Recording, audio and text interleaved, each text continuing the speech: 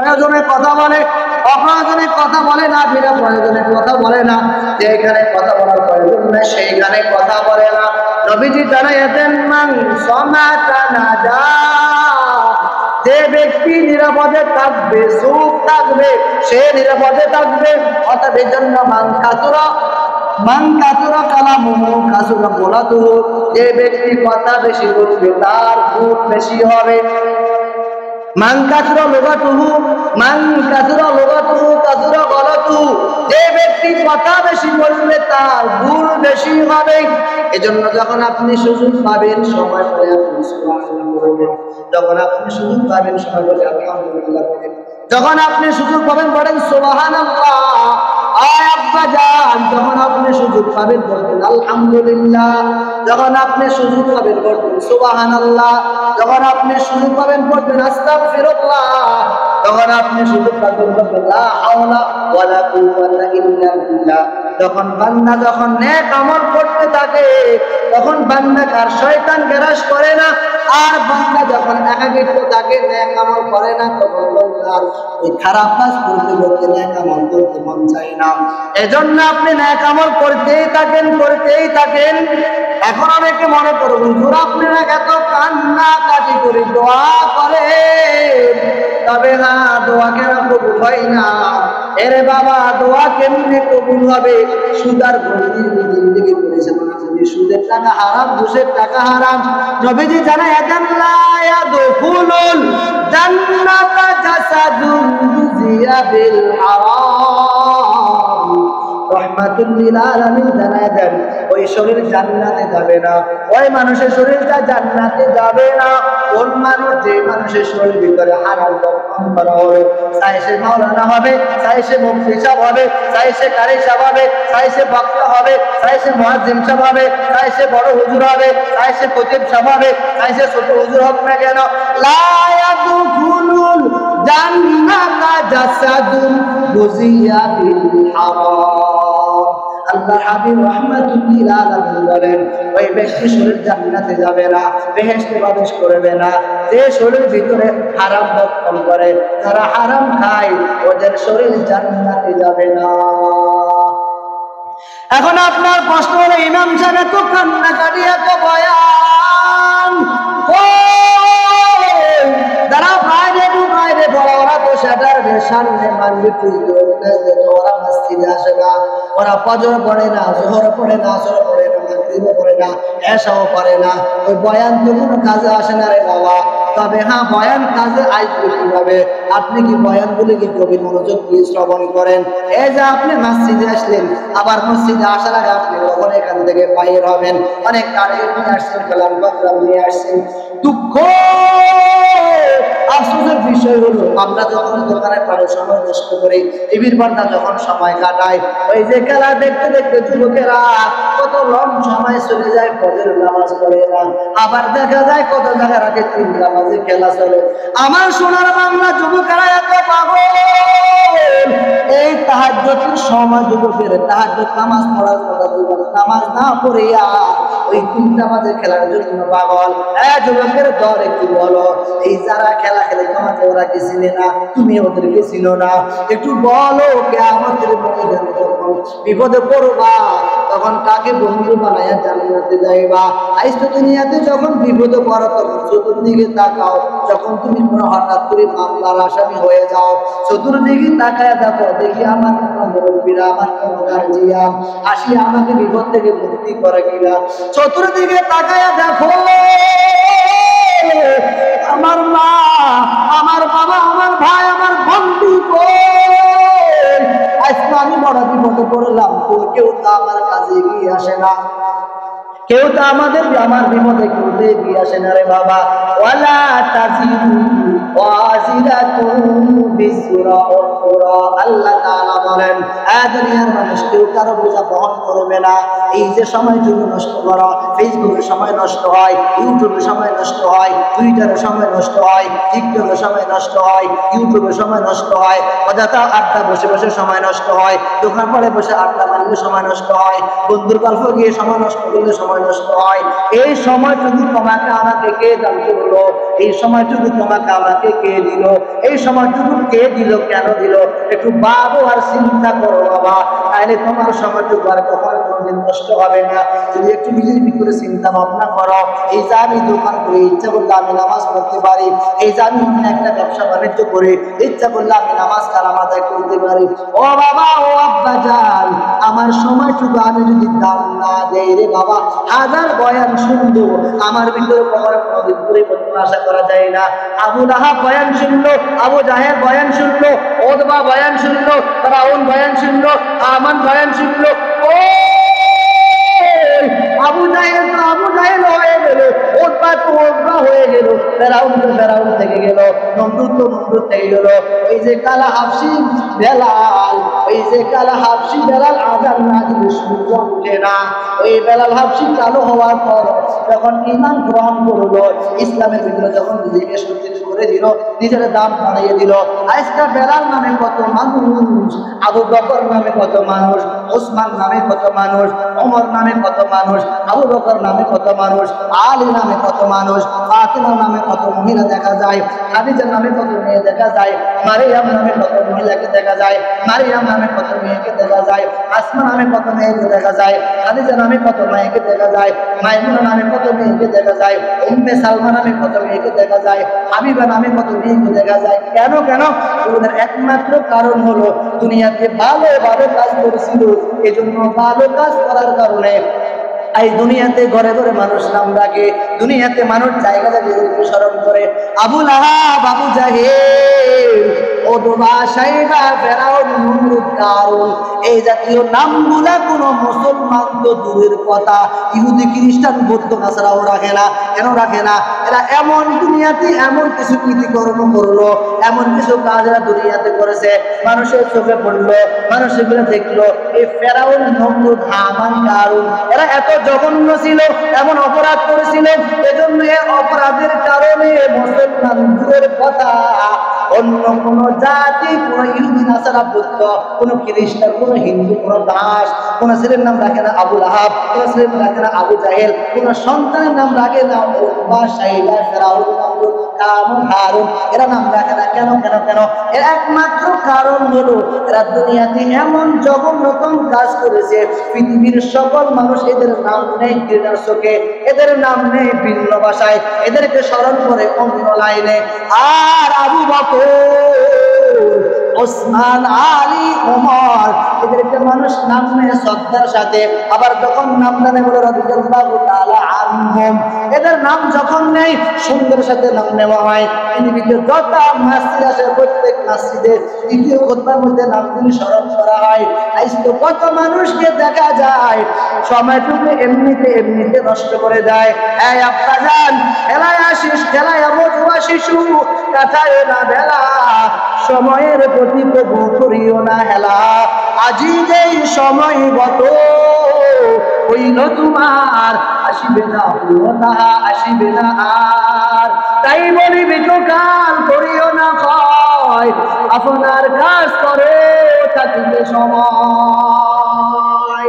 এই যে আমার 30 বছর বয়স হলো, এই যে আপনার 50 বছর বয়স হলো, এই যে আপনার 80 বছর বয়স হলো, এই বয়সগুলি আবার আপনাকে পুনরায় আসবে না। এই বয়সগুলো ক্রমান্বয়ে সামনে যাবে, পিছনে যাবে না।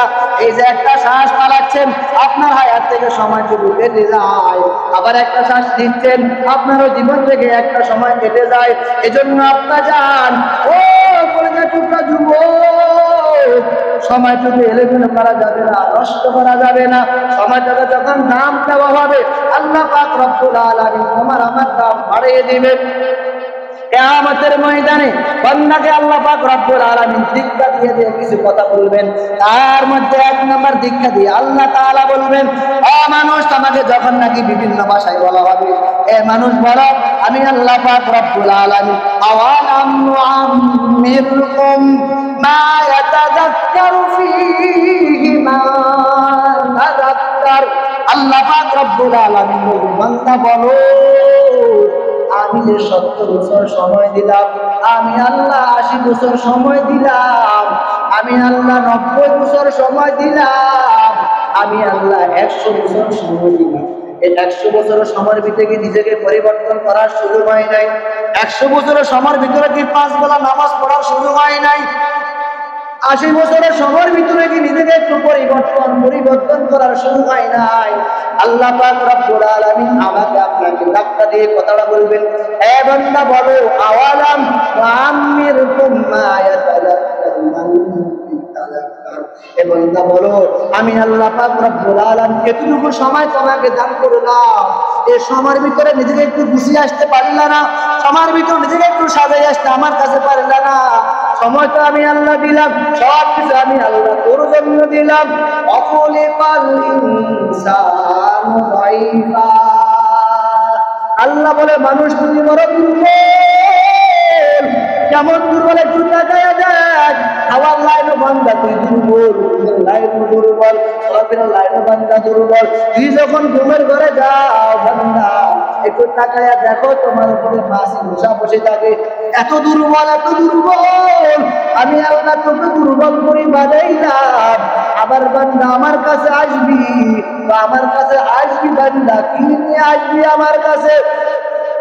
এজন্য জুমার বয়ান শোনার পর নিজেকে একটু পরিবর্তন করা যায়। আমি একটু নিজেকে আস্তে আস্তে একটু পরিবর্তন করা যায়। আব্বা জান, ও আম্মা জান, যারা একবেলা নামাজ পড়েন, 2 বেলা পড়ার অভ্যাস করেন, যারা 2 বেলা নামাজ পড়েন, 3 বেলা পড়ার অভ্যাস করেন, যারা 3 বেলা পড়েন, 4 বেলা পড়ার অভ্যাস করেন, যারা 4 বেলা পড়তে পারেন, 5 বেলা পড়ার অভ্যাস করেন, একদিন 2 দিন হয়তো দেখবেন নামাজ পড়তে পড়তে ভালো লাগবে। এখন যে নামাজ কালাম পড়েন না, এটার একমাত্র কারণ হলো এই যে আমি নামাজ পড়ি না আমার কাছে ভালো লাগে না, তিলাওয়াত করি না আমার কাছে ভালো লাগে না, পর্দা করি না আমার কাছে ভালো লাগে না, মেসওয়াক করি না আমার কাছে ভালো লাগে না, মাথায় টুপি দিই না আমার কাছে ভালো লাগে না, পাঞ্জাবি লাগাই না আমার কাছে ভালো লাগে না, দিন ধর্ম মানে না আমার কাছে ভালো লাগে না। নামাজ পড়তে পড়তে ভালো লাগবে, মেসওয়াক করতে করতে ভালো লাগবে, পর্দা করতে করতে ভালো লাগবে। অনেক মানুষ দাঁড়িয়ে রাখে না, চিন্তা করে দাঁড়িয়ে রাখতে জানি কি হয়? না না, কিছু হয় না। এই দাঁড়িয়ে দিয়ে আমি বয়ান করি, এ মাথায় টুপি দিয়ে আমি বয়ান করি, এ মুখে দাঁড়িয়ে দিয়ে আমি ওয়াজ করি, গায়ে পাঞ্জাবি দিয়ে আমি বয়ান করি, এ মাথায় টুপির কারণে টাকা ইনকাম করা যায়, দিন ধর্ম মানা যায়, মুখে দাঁড়িয়ে দিয়ে সম্মান পাওয়া যায়, গায়ে পাঞ্জাবি দিয়ে সম্মান পাওয়া যায়। এই গায়ে পাঞ্জাবি দিলে বেইজ্জতি হয় না, কারণ পাঞ্জাবির কারণে আল্লাহ সম্মান বৃদ্ধি করে দেয়। এই দাড়ির কারণে অপমানিত হয় না, বরং দাড়ির কারণে আল্লাহ ইজ্জত সম্মান বৃদ্ধি করে দেয়। এজন্য অনেকে চিন্তা করে দাঁড়িয়ে রাখতে যাবে কি হয়, দাঁড়িয়ে রাখতে কিছু হবে না। মাথায় টুপি দিলে গরম হয়, তখন আবার মাথায় টুপি দিলে মাথা গরম হয় না। গায়ে পাঞ্জাবি লাগালে কি হয়, তখন আবার গায়ে পাঞ্জাবি লাগালে কিছু হয় না। দাঁড়িয়ে রাখতে জানি কি হয়, দাঁড়িয়ে রাখলে কিছু হয় না, সম্মান বৃদ্ধি হয়। এজন্য আপনি যে বুঝেন না আপনার বড় সমস্যা। এজন্য মানুষ যখন মারা যায়, মানুষ মারা গেলে আপনি তাহাজ্জুদ করছেন কেউ দেখে না, ইশরাক করছেন কেউ দেখে না, 5 ওয়াক্ত নামাজ পড়ছেন কেউ দেখে না। যখন আপনি মারা যাবেন, মারা যাওয়ার সময় এই যে আপনার মুখের মধ্যে দাড়ি, যখন আপনাকে কাপড় চোপড় লাগাবে, গোসল করাবেন, তখন দেখা যাবে মানুষটা নবীর সুন্নাত নিয়ে দুনিয়া থেকে বিদায় হবে। আর যখন একবারে ক্লিনিক হয়ে যাবেন, পরিষ্কার, আমার বোনের মুখের মধ্যে দাড়ি নাই, আমার মুখের মধ্যে দাড়ি নাই, আমার বোনের লম্বা চুল, আমার মধ্যে আল্লাহ লম্বা দাড়ি দিয়ে দিলেন।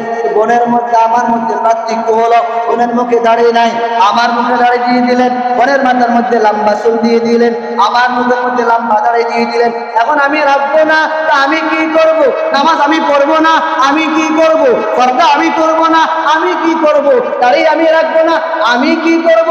আমার এই জায়গায় কিছুই করার নাই, বরং ওই যে দায়িত্ব আর কর্তব্যের খাতিরে আপনাকে বলেছিলাম, বাবা পায়ে হাত রাইখা বলি নামাজ পড়বেন, জান্নাতে আমল করতে পারেন, পর্দা করবেন, জীবন সুন্দর হবে, দাড়ি রাখবেন, সম্মান বেড়ে যাবে, নামাজ পড়বেন, মিফতাহুল জান্নাতিস সালাত, নামাজ পড়বেন জান্নাত দিয়ে দিবে, পর্দা করবেন জান্নাত পেয়ে যাবেন। ব্যবসা বাণিজ্য হালাল ভাবে করবেন, আল্লাহ পাকের হাবিব ব্যবসা বাণিজ্য করেছেন, সাহাবীরা ব্যবসা বাণিজ্য করেছেন, জান্নাত আল্লাহ দিয়ে দিবেন। তবে হুজুর যে বয়ান করে শুধু নামাজ পড়বো, না না না, দুনিয়া মে হো দুনিয়া কা তলব দার নেহি হো, বাজার সে গুজর খরিদার নেহি হো।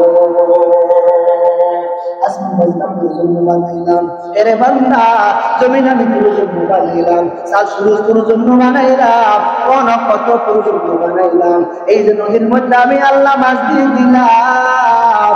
এ বান্দা একটু তাকায়া দেখ এই মাছগুলোকে দিয়ে দিল।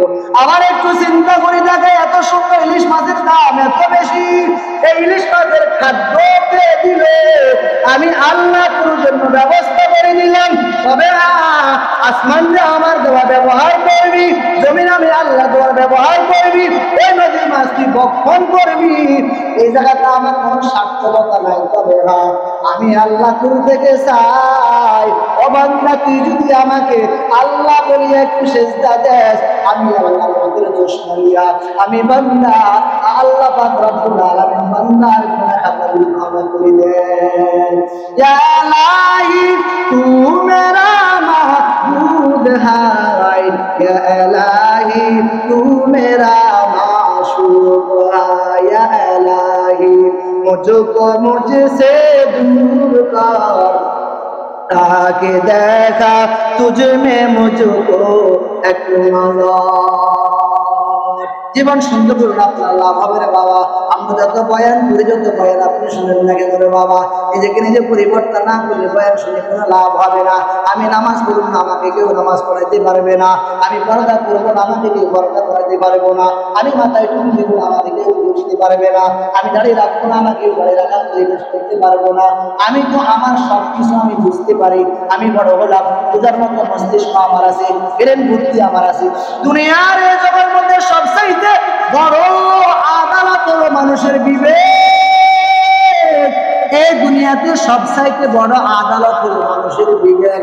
এই বিবেককে প্রশ্ন করা হবে, বলো এই বিবেক দিয়া তো বড় টাকা কামাই করলা, এই বিবেক দিয়া তো কত মানুষের টাকা তুমি খাইলা, এই বিবেক দিয়া কত মানুষকে তুমি হেনস্থ করলা, এই বিবেক দিয়া কেন আজান শুনিয়া বন্ধা এই বিবেক খরচ করিয়া বন্ধা এখান থেকে বহু দূরে পাই হাঁটতে হাঁটতে, এই বিবেক খরচ করিয়া বন্ধা কেন তুই নাসিয়া আল্লাহকে আল্লাহ বলে সেজদা বন্ধা তুই দিলা। আমি তোকে এত সুন্দর করে বানাইলাম, তোর চেহারার দিকে তাকালে কত মায়া কত মায়া। কে তোকে এত সুন্দর চেহারা বানাইলো, কোন মিস্ত্রি বানাইলো, কাঠ মিস্ত্রি আর রাজমিস্ত্রি তোকে বানাইলো। আমি আল্লাহ কোনো কাঠ মিস্ত্রি ব্যবহার করি নাই, কোন রাজমিস্ত্রি আমি আল্লাহ ব্যবহার করি নাই। আল্লাহ তোর জন্য আমি আল্লাহ দয়া করি মায়া করি, নিজ হাতে সুন্দর করে বানাইলাম। আমি আল্লাহর এই সৃষ্টির ভিতরে তুই বড় সুন্দর, তোর সাইতে সুন্দর আর কেউ নাই। আসমানের চাঁদ সুন্দর নয়, জঙ্গলের ওই বনের হরিণ সুন্দর নয়, এবার তুই বড় সুন্দর। এর সুন্দর চাইতে আর কোনো সুন্দর হতে পারে না, এই ভালোর চাইতে আর কোনো ভালো হতে পারে না, এই সুন্দর চাইতে আর কোনো সুন্দর হতে পারে না। তবে হ্যাঁ, দুনিয়ার কিছু মানুষ খাটো, কিছু মানুষ লম্বা, কিছু মানুষ কালো, কিছু মানুষ সুন্দর। অতএব কালোরা লম্বাকে, কালোরা সুন্দরকে দীক্ষা দিবে না, আবার সুন্দরা কালোকে দীক্ষা দিবে না, লম্বারা খাটোকে দীক্ষা দিবে না, আবার কালোরা লম্বাকে দীক্ষা দিবে না। একজন একজনের পাশে ভর্তি জানাই দিলাম। আল্লাহ পাক রব্বুল আলামিন যা বললাম আমাদেরকে আমল করার তৌফিক দান করে, সিল্লা বলেন আমিন। দামাত বারাকাতুহুল আলিয়া। তো সোহরাওয়ার্দী উদ্যানে আগামীকাল মহাসমাবেশ ডাক দিয়েছেন। আমরা যারা পারবো ইনশাআল্লাহ তাআলা যাওয়ার চেষ্টা করবো। দুনিয়াতে তো অনেকবার অনেকে ভোট দিয়েছেন, কত মার্কা দিয়েছেন, আম মার্কা, জাম মার্কা, বর্তা মার্কা, বালদি মার্কা, আরো অনেক মার্কা ভোট দিয়েছেন। এবার একটু ভালো মার্কা ভোট দেওয়ার চেষ্টা করেন। তাকে দিবেন, এটা আমি বলার দরকার নাই, আপনার বিবেচনা, আপনার তাকে বলো, তাকে দিবেন, তুমি একটু চিন্তা বেশি করে দিবেন। সবসময় দিয়েছেন, অন্য সময় বিভিন্ন মার্কা দিয়েছে ভোট, এবারও ভোট দিবেন যদি সুযোগ হয়, এরকম পরিবেশ আছে, কোনো সমস্যা নাই। তবে একটু মাথায় রাখবেন, যদি ভালো একজন আসে তো আমিও শান্তি পাবো, আপনিও শান্তি পাবেন, কোনো সমস্যা নাই। আশা রাখছি যারা পারেন আগামীকাল শনিবার সোহরাওয়ার্দী উদ্যানে পীর সাহেব ডাক দিয়েছেন, যারা পারেন আল্লাহ পাক আমাদেরকে ওইখানে যে ওই সমাবেশকে সফল করার তৌফিক দান করেন। সবাই চিল্লা বলেন আমিন।